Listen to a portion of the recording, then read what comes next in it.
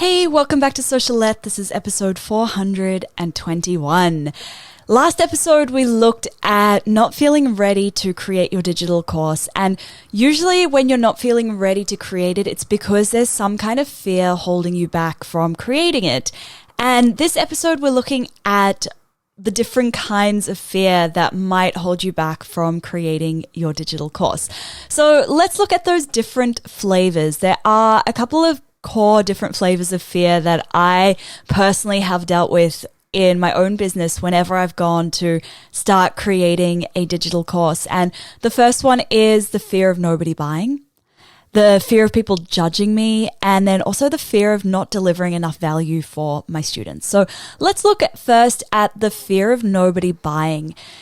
This is how I reframed it for myself. I said to myself, would I rather not launch and make sure that nobody buys, or risk launching and risk, there might be nobody that buys, but at least I gave it that chance.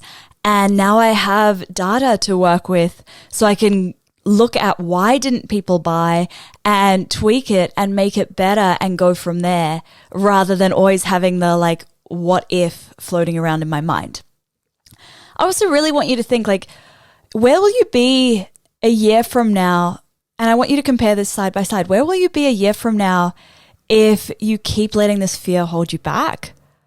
And where would you be a year from now if you launched, nobody bought, and now you have data you can use to improve your next launch? Because you can only go up from there, right? Once you've launched and had a failed launch, it can only get better. And most people give up after that failed launch, but there's still so much magic that can happen, because we can go and we can look and we can think, okay, or we can research, we can see, was it because we didn't have enough people in the launch?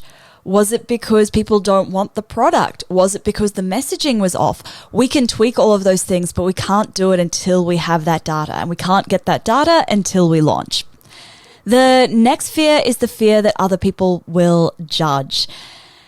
This is what I've learned over a couple of years of having a personal brand, and that is that when people judge you, it usually has nothing to do with you, and it's actually a reflection of their own internal world.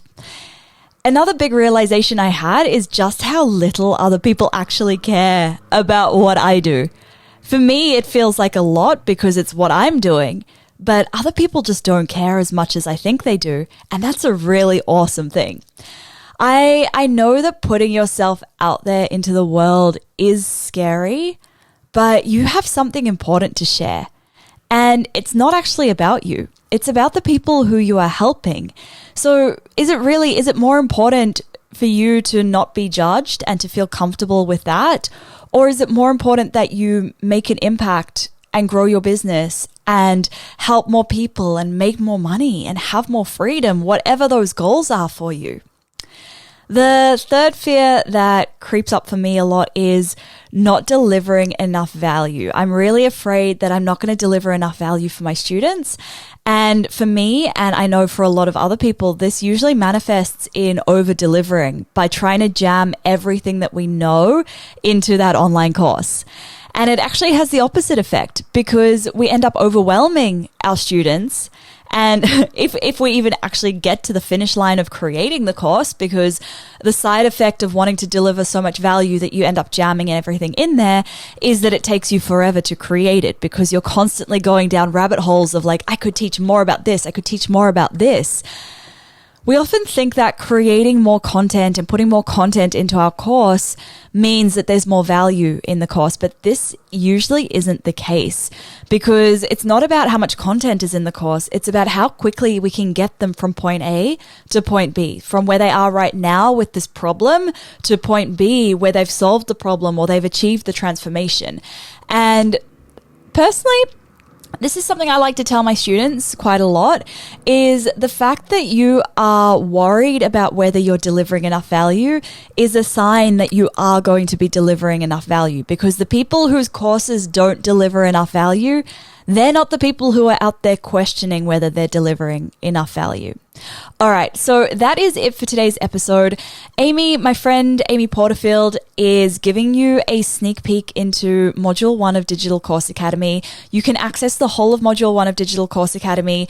It expires in about 24 hours from when this episode goes live.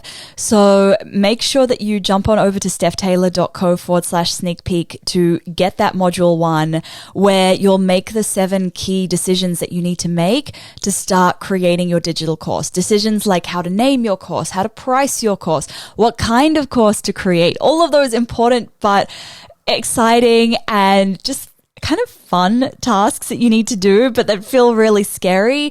Those are all inside Module 1, which you can grab at stephtaylor.co/sneak peek. All right, that is it for today's episode. If you know anyone else who would benefit from Socialette, I would love it if you could please tell them about it. Thank you so much for listening. Catch you next time.